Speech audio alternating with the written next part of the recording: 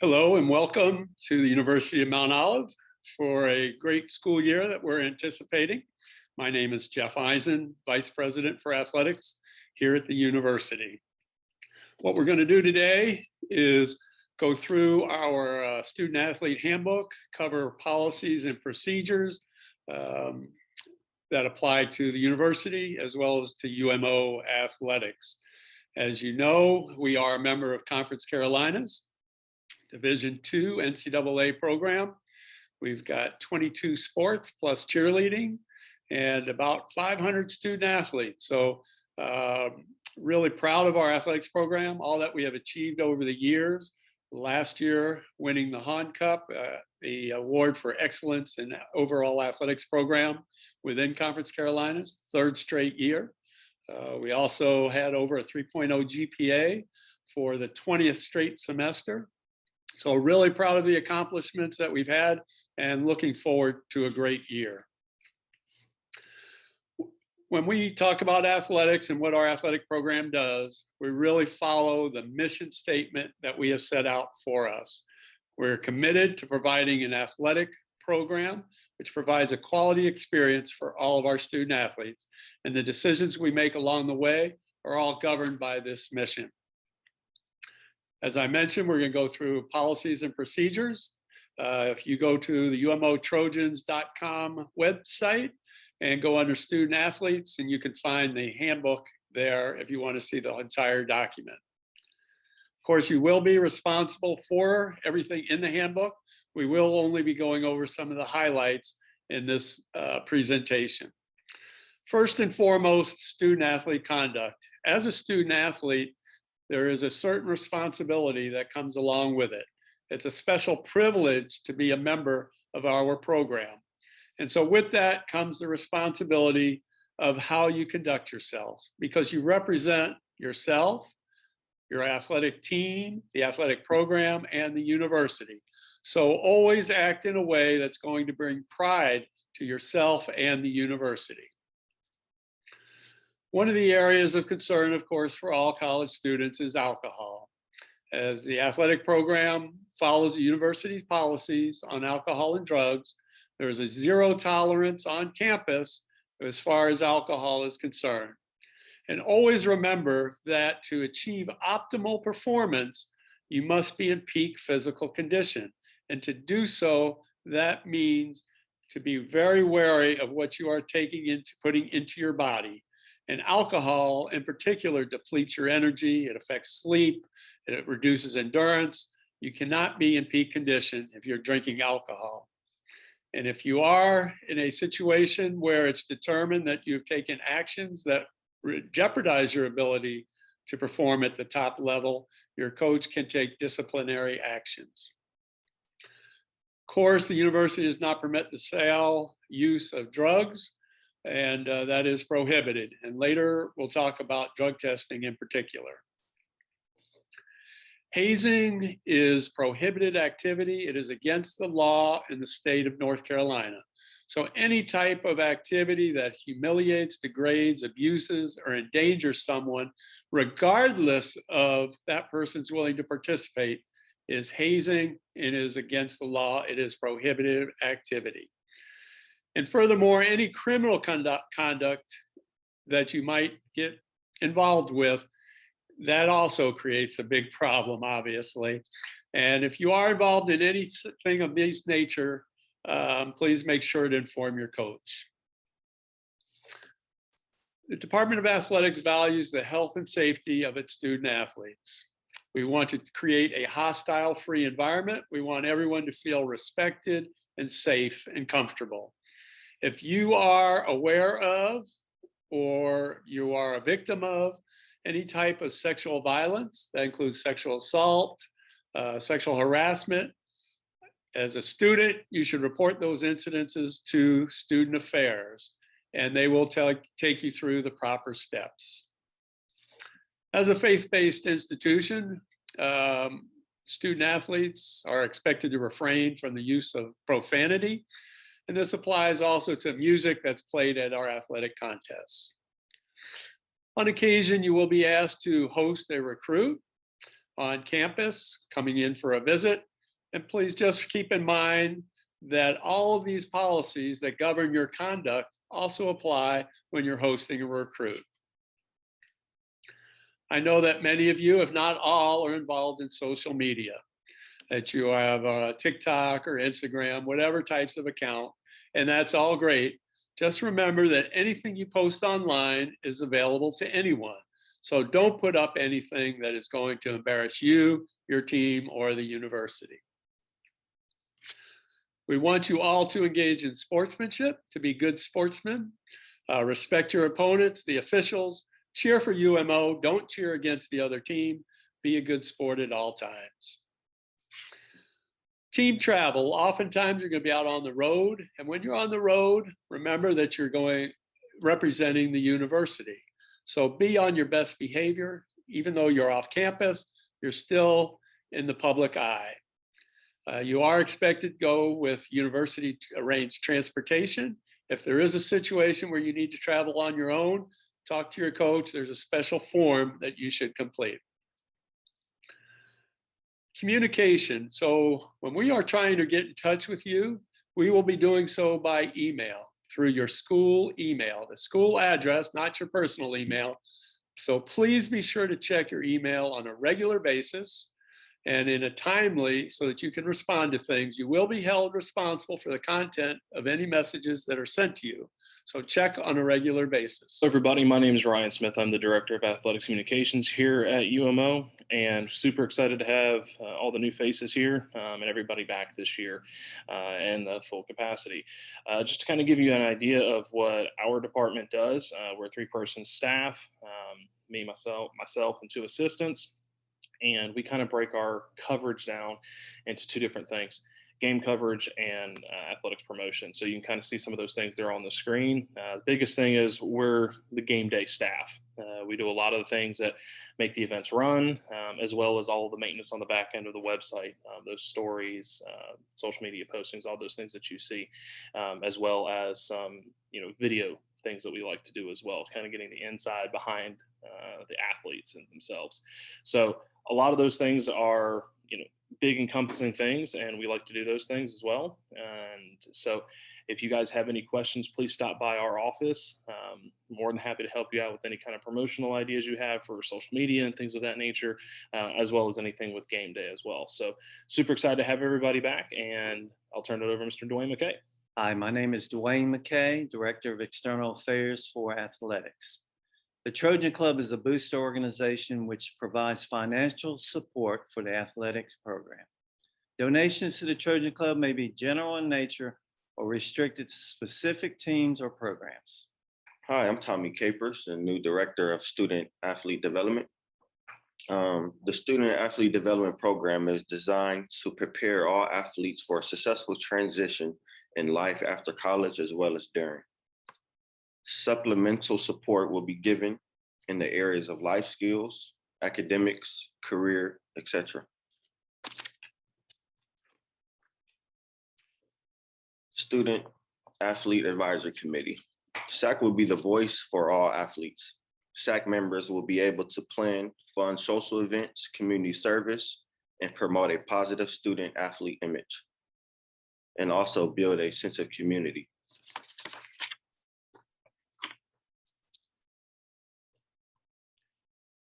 Community involvement. Community involvement is very important to us. It is expected that all teams engage in community service throughout the school year in a wide range of ways. And also remember to keep track of all team community hours.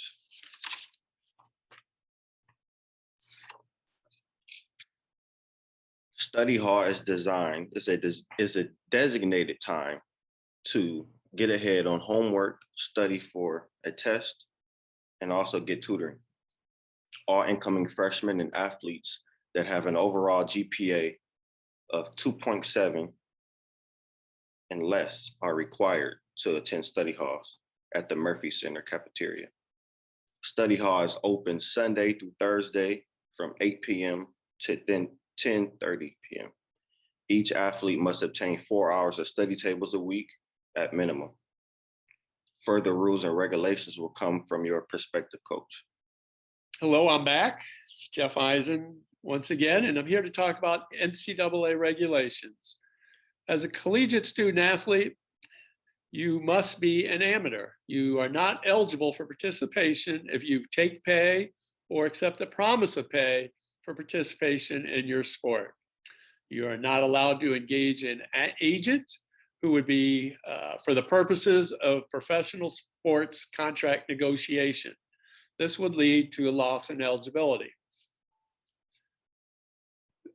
Boosters are individuals who made contributions to the athletic program. They're supporters of the athletics program. It is not permissible for a booster to provide you, your friends or relatives with any special benefits, any special arrangements, such as loaning you money, making you giving you use of a car. Any of those types of things are prohibited. Similarly, you're not allowed to receive any extra benefits that are being provided to you just because you are a student athlete. So someone can't just say, oh, here, you can have a free meal, or you can have a free lodging, or whatever it might be, just because you're a student athlete. That is prohibited by the NCAA. There are certain exceptions to this, like athletic awards, the academic support services that are provided to you. But if you have any questions about whether something is an extra benefit or not, please ask within the athletic department. The NCAA opposes all forms of sports wagering, even in states where sports wagering is allowed. So you're not permitted to wager on any intercollegiate, amateur, or professional team contest for sports which the NCAA sponsors. Practice and playing schedules. So there are 3 different seasons to the year. One is when you're out of season. If you are out of season, you are limited to a maximum of 8 hours a week of activity. You have to have at least 2 days when you're off. There's the non-traditional season. That's when you are participating in contests, you're practicing, but it's the season where you do not have your championship. At that time, you're allowed 20 hours a week, no more than 15 hours a week. There's an exception for golf and tennis, and there are certain restrictions in terms of the calendar, the number of days for that type of activity. Then thirdly is your playing season. This is when your championship season is contested. It's 20 hours a week of activity is allowed. You have to have at least 1 day off a week, and a maximum of 4 hours a day in terms of your activity. Seasons of competition. A student athlete shall not engage in more than 4 seasons of intercollegiate competition in any sport. In the COVID era, there are some exceptions to this where you may get a 5th year. If you do have questions about that, please ask. But remember, when you play in 1 game, then that is a season of eligibility. It could be 1 minute of 1 game. That equals a season. So be sure that you're not thinking about redshirting before you begin participation. If that is a consideration, talk to your coach. Financial aid is any scholarship or grant, loan that a student may receive to assist in meeting their expenses in college. Grant and aids are awarded on a yearly basis. Renewal is not automatic. But renewal letters are sent out by July 1 of the subsequent year. And if you are not being renewed, you'll receive notice, and you do have opportunity for appeal. NCAA does allow cancellation or reduction of athletic aid during the period of award. That would be in the same school year if you are to render yourself ineligible or you've engaged in serious misconduct. Hello, everyone. My name is Mark Cashin. I'm the Director of Sports Medicine here at Mount Olive. I'm just going to go over a few policies pertaining to sports medicine with you. So NCAA policy states that departments of athletics are responsible for medical services administered to student athletes. or injured in a practice or competition that was under a coach's supervision.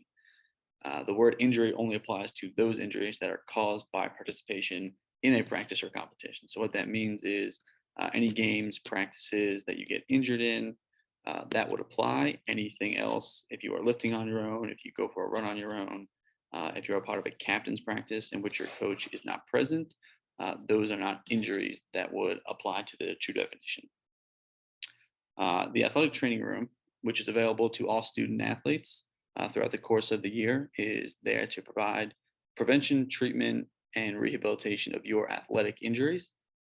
It is located in the Pope Wellness Center, and it is staffed always by 4 certified athletic trainers, and we work under the supervision of our team physicians. Our concussion policy, so per the NCAA, all student athletes are required to have a baseline concussion test that includes both a balance examination and the impact test. Now, some of you may have taken the impact test before, but for those of you who have not, it is an online-based neurocognitive assessment, and the balance exam is just truly what it is. It's you balancing and us testing it out. If you do sustain a concussion in a year, you will be re-baseline the following year. For our physicians, we work with multiple different physicians: orthopedic, general medical, physical therapists, chiropractors, and we refer out pretty regularly if it is necessary. If a student athlete gets injured and we think that they need to go see a physician, you will be required to complete 2 weeks of rehabilitation with your athletic trainer in the athletic training room, unless it is an emergency situation, meaning that we think that there's a fracture, a torn ligament, or if it's a true life-threatening emergency. In those cases, you'll be sent directly to the physician. If you are going to physical therapy, whether that be for additional treatment or evaluation, or you're post-surgical in rehab, you will be required to report to the athletic training room at least 2 days during the week, the days that you are not going to the physical therapist, meaning that if you go to PT on a Monday, Wednesday, and Friday, Tuesday, Thursday, you'll be required to be in the athletic training room. Hi, I'm Tina Loy. I handle all the insurance claims here at Mount Olive. If you have any questions, please feel free to stop by my office located in Carnegie Arena. All of the student athletes must have primary insurance coverage, either through personal or family health insurance that covers athletic injuries. The primary insurance coverage must be continuous and cover the student athletes from August 1st through May 31st. It is the student athlete's responsibility to provide written notice to the Department of Athletics of any changes in his or her insurance policy. Failure to do so will result in the student athlete being responsible for any medical bills not covered by their insurance policy. University of Mount Olive has a secondary insurance policy which covers all student athletes only for injuries sustained during official practices and competitions. The university's medical insurance is secondary coverage. That is, the policy picks up when the student athlete's personal or family insurance leaves off. The student athlete is responsible for the cost of any deductible on their personal or family health insurance. These costs cannot be submitted to the university's insurance policy for payment. University of Mount Olive will not be responsible for any medical bills incurred for pre-existing or non-athletic related injuries and illnesses, or for claims that its insurance company declines to pay. All claims must be filed through me within 15 months from the dates of injuries. It is the student athlete's responsibility to submit all the bills and your explanation of benefits or your EOBs in a timely manner. Hey guys, Tanner Tolson, head strength and conditioning coach with the University of Mount Olive. Just want to go over some of our policies and some of our rules for the fall before we get started. Only student athletes are permitted to use the weight room in Carnegie Arena. Students should have on proper training attire, UMO team shirts, and athletic shoes at all times. If not, you'll be sent home to go and change your shoes before you come back. Student athletes should immediately report any facility-related injury or facility equipment irregularity to the head strength and conditioning coach. If something's broken or you broke something, just bring it to me and we'll figure out how to get it fixed to make sure nobody gets hurt while using it. And any student athlete who is injured and has modified workouts from the athletic training room, we will go over those and we'll work together to get you something you can do in the weight room so that you're still training. All right. Appreciate it. Okay, I am back again to talk about NCAA drug testing. I get to talk about all the fun stuff, all the conduct issues, drugs, alcohol. So all student athletes must consent to participate in the NCAA drug testing program. NCAA conducts random drug tests at championship events, and they also do random testing on campus throughout the school year. So when the NCAA does come on campus, you'll receive notification. And if you are selected for their testing, and then you'll come in and follow through their protocols. One of the main things that we've run into problems in the past with is the use of supplements. So remember that when you use a supplement, you're doing so at your own risk. The best practice here is to take any supplements you're using, to take them to sports medicine and have them check on your product to see if there are any issues or potential issues with them. But remember, in the end, you are responsible for any substance that you put in your body. And you are encouraged to utilize food, hydration, exercise, and recovery instead of dietary supplements as a means of maximizing your performance.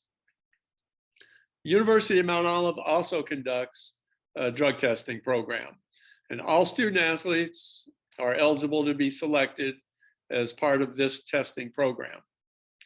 It is a random selection, although there can be situations where students may be selected due to reasonable suspicion. You will be notified by your school email if you are selected. A positive test will result in your immediate suspension. For the first test, there will be a minimum of 50% of your season as a penalty. There also could be monetary fine or a loss of grant aid. The penalty is greater if it is a situation where you're utilizing performance enhancing drugs.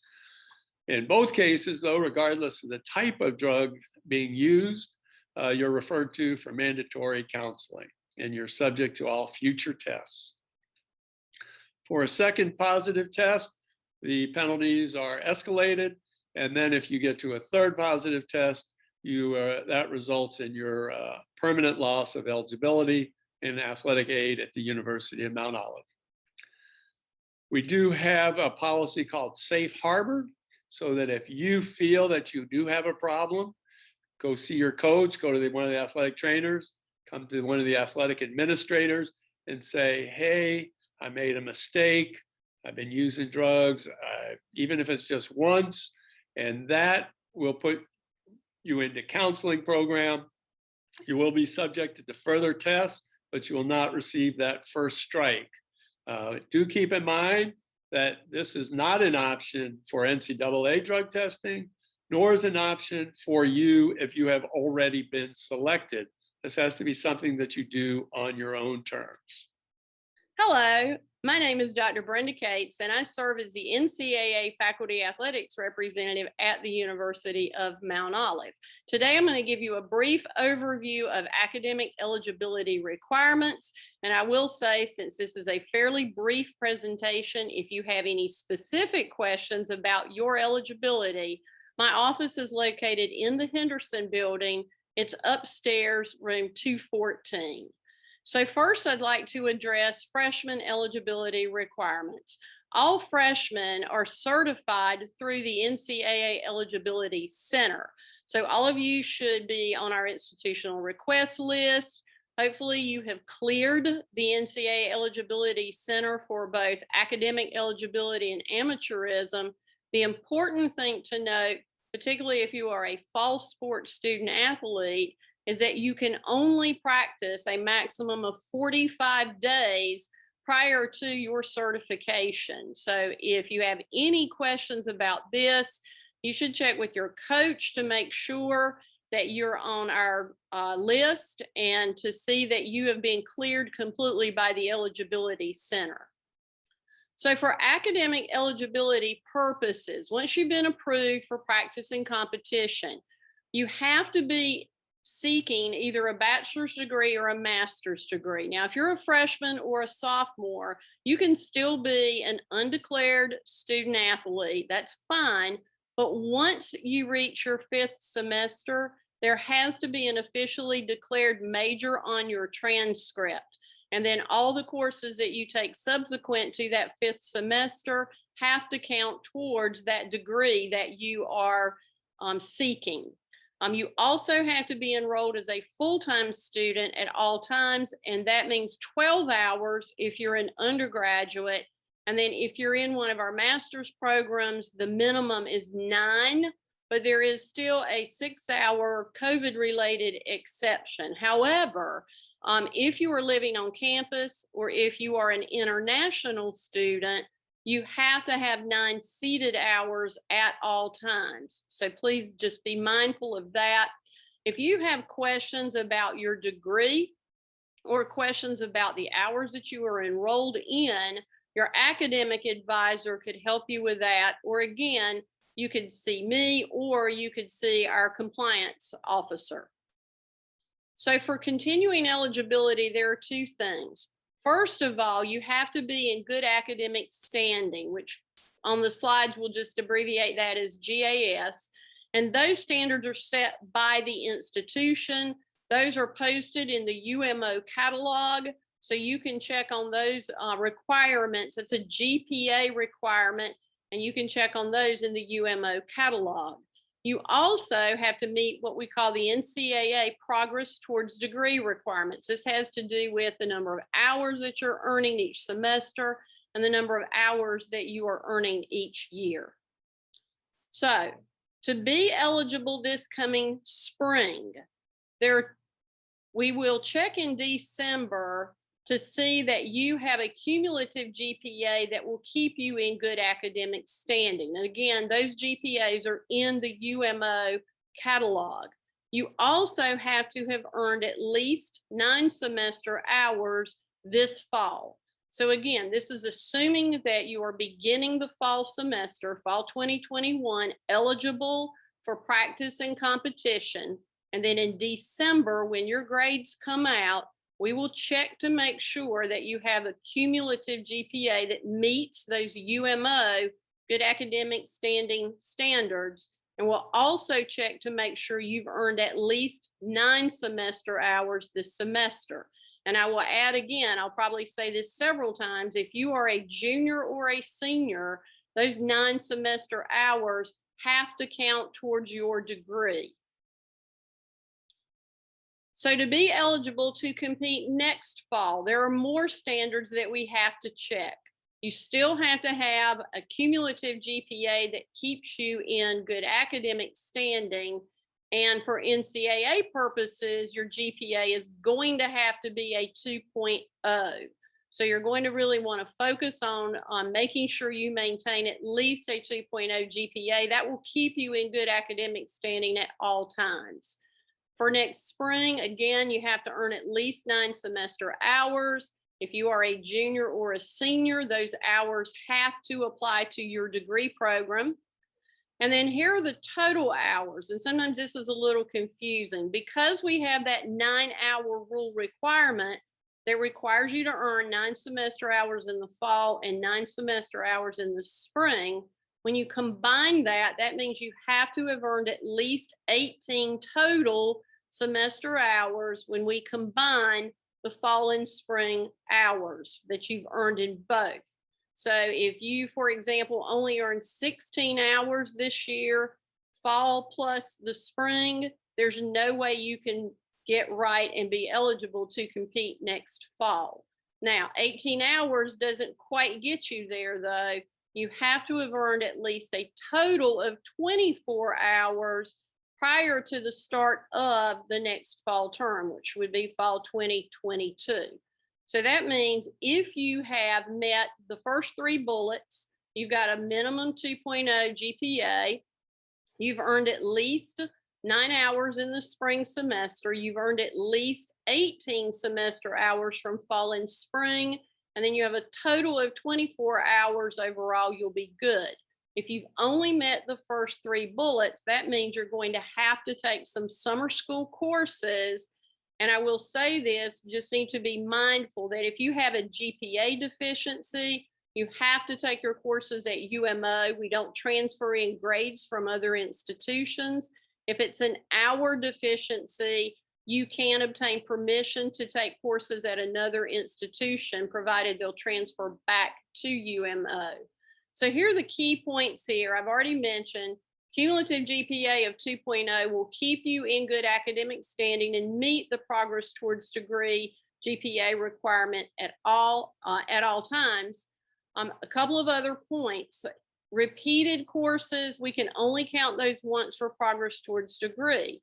So for example, if you repeat a course, or you have a course that you made a D in your major, and you have to repeat that course because you need a C or better in your major courses, then if we used that D as part of the hours that you needed during your freshman or sophomore year, we cannot count that C that you earn in your junior or senior year. So it's very important that when you repeat a course that you previously earned a D in, that you consult with our associate AD, or you can ask me about that to determine how that is going to impact your eligibility.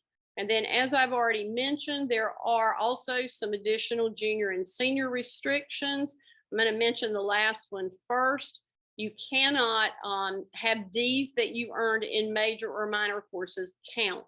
So again, what we see more commonly would be someone who earned a D in a major course during their freshman or sophomore year, and then they get ready to repeat that in their junior or senior year.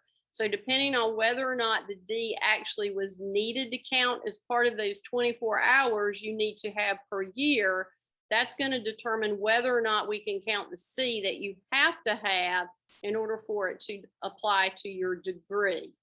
So there is one additional caveat. Very often we have student athletes who add a minor, and it is possible for us to count up to 6 semester hours earned in a minor, provided that that minor is on the transcript. So a few other considerations.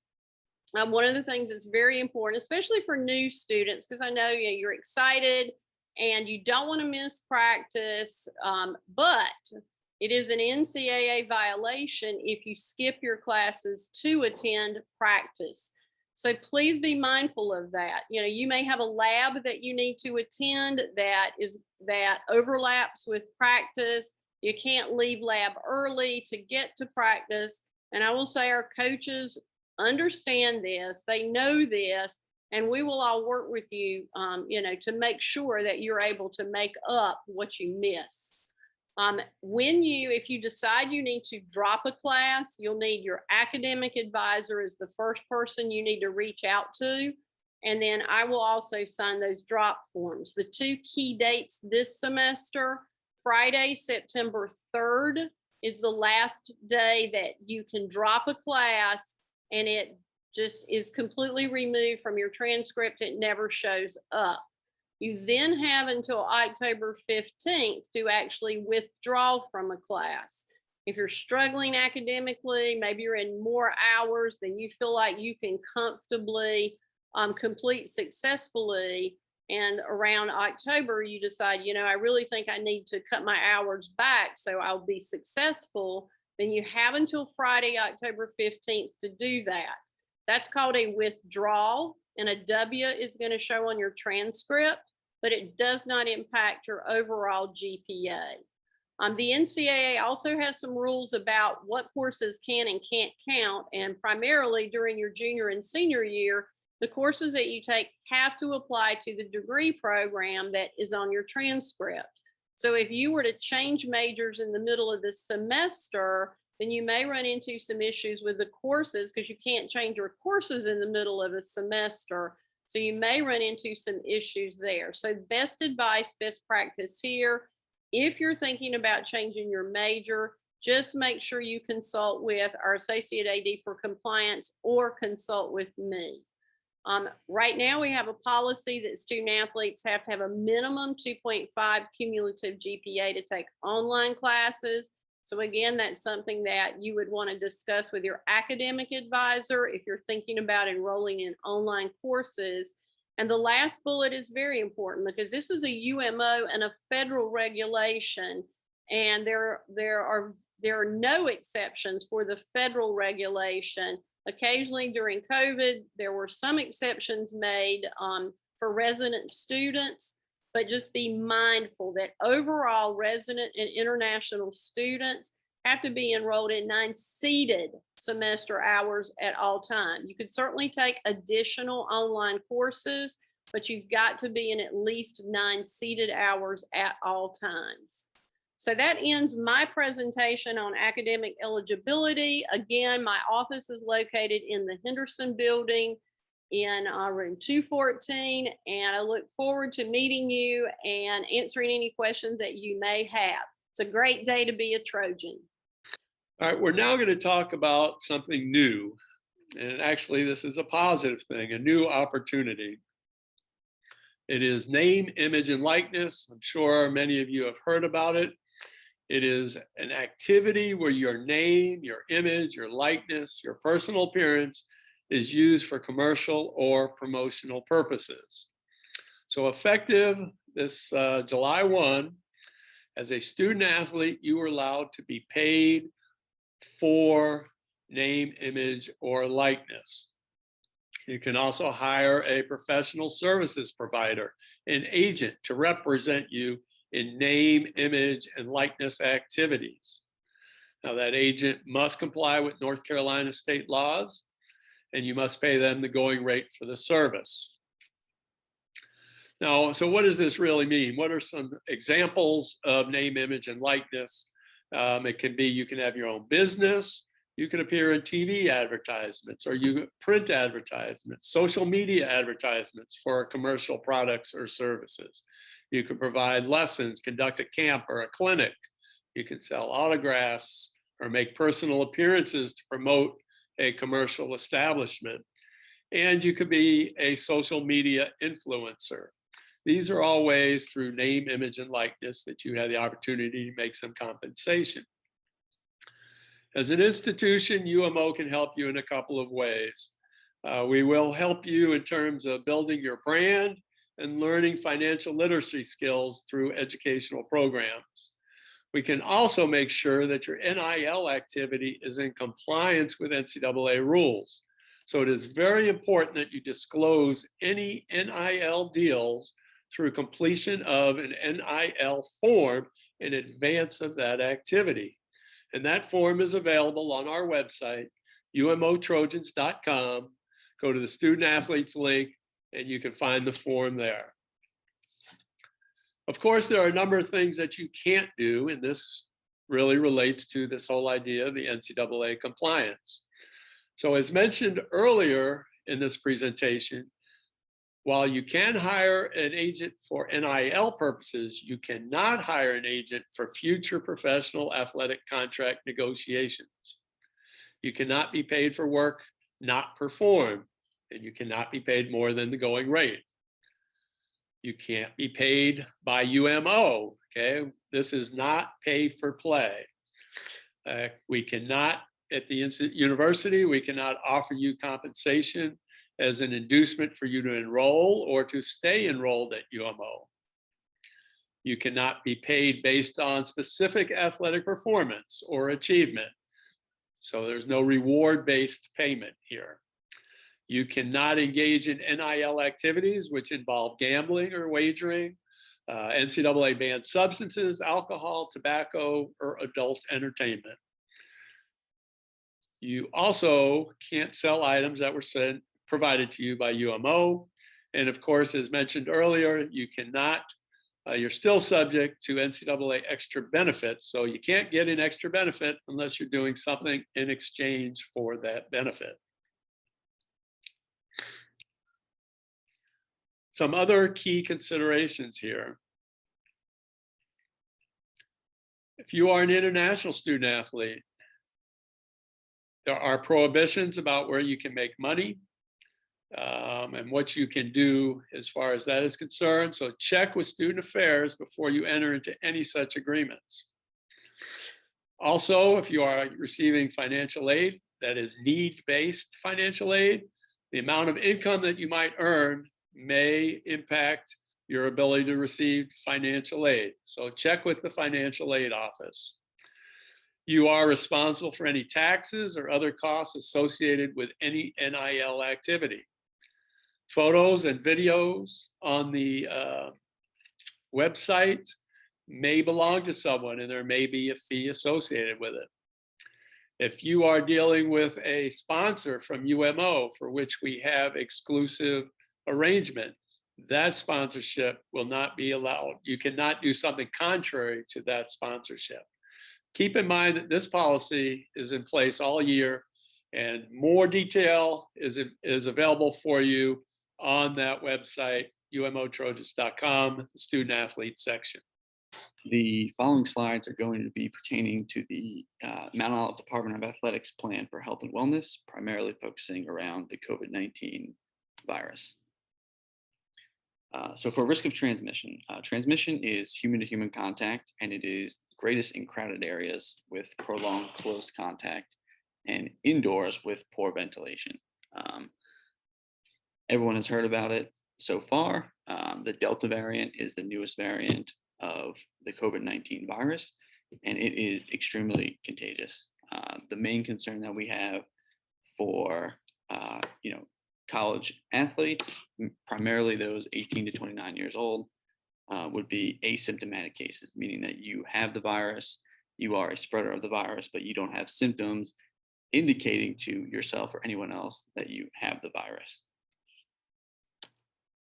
The greatest ways to reduce risk, the first one and the main one is vaccination. Now, although we cannot mandate the vaccine, it is strongly encouraged that you get vaccinated.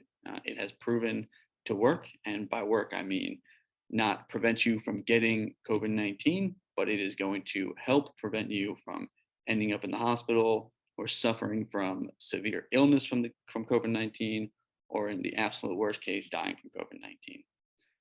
If you are not able or willing to get vaccinated, the other ways that you can reduce risk of transmission or risk of getting the disease would be physical distancing, so at least 6 feet apart from everybody else that you are around. Doing self-health checks, meaning when you wake up in the morning, take a self-assessment of yourself. If you feel like you're starting to get sick, you have a cough, congestion, runny nose, anything like that, that would be something to alert to health services or sports medicine. If you're out and about, you can wear face masks, primarily when you are in an indoor setting, especially when you are unvaccinated, and general guidelines of washing your hands and sanitizing your hands regularly. This is important here, what to do if you have symptoms. So if you have symptoms, the first thing that you should do is call your athletic trainer or Nurse Holly in Health Services. It is very important that you do not leave your room. Do not go to the athletic training room or health services. Do not go to somebody else's dorm room. If you wake up with symptoms, you need to stay in your dorm or in your apartment until you can get in contact with either your athletic trainer or Nurse Holly. If you cannot reach someone from sports medicine or someone from health services, you should call your coach, and then they can hopefully get in contact with us as well. Once we evaluate with you over the phone, someone will inform you of the next steps that you should be taking. The only reason why you should leave your room is if you need to use the restroom. For COVID testing for the upcoming year, so everyone who is unvaccinated will be tested upon their arrival to the University of Mount Olive. The only way that you will be exempt from testing is if you are fully vaccinated, meaning you're 14 days past your final dose of either the Pfizer, Moderna, Johnson & Johnson, or AstraZeneca vaccination, or if you have documented COVID-19 infection occurring within the past 90 days. After you are tested initially upon your arrival to campus, there will be surveillance testing conducted throughout the year. Again, this is only for unvaccinated individuals. So What surveillance testing is we take at least 25% of the unvaccinated individuals on your team, and we test them either once a week or every other week. This will occur throughout the semester and throughout the spring semester. Even if you are not actively competing in competition, you will still be tested for as long as you are unvaccinated. In addition to the surveillance testing, anyone who is symptomatic, meaning they are showing signs of COVID-19, they will be tested as well on an as-needed basis. For masking, so if you are indoors and you are not vaccinated, you must wear a mask. Indoors, meaning you're in a classroom, a locker room, the athletic training room, the weight room, any indoor athletic facility, if you are unvaccinated, you will be wearing a mask. If you cannot wear your mask indoors due to a strenuous activity, meaning you're practicing, you are lifting, you're doing some sort of conditioning or fitness test, and you're indoors, and you cannot wear a mask, you should practice social distancing if possible. For actual athletic contests, if you are on the bench and you are not vaccinated, you will be required to wear a mask. And the last bullet is extremely important. Masks must cover your nose and mouth. They should not be hanging around your chin or dipping down below your nose. They should be covering fully both your nose and mouth. For activities outside of athletics, each student athlete must make a commitment to practice infection control, both within and outside of your athletics program, in order to successfully mitigate the risk of spread of COVID-19. We know it's not ideal. We know it's not the most enjoyable thing to have to go through, but everyone has to make sacrifices.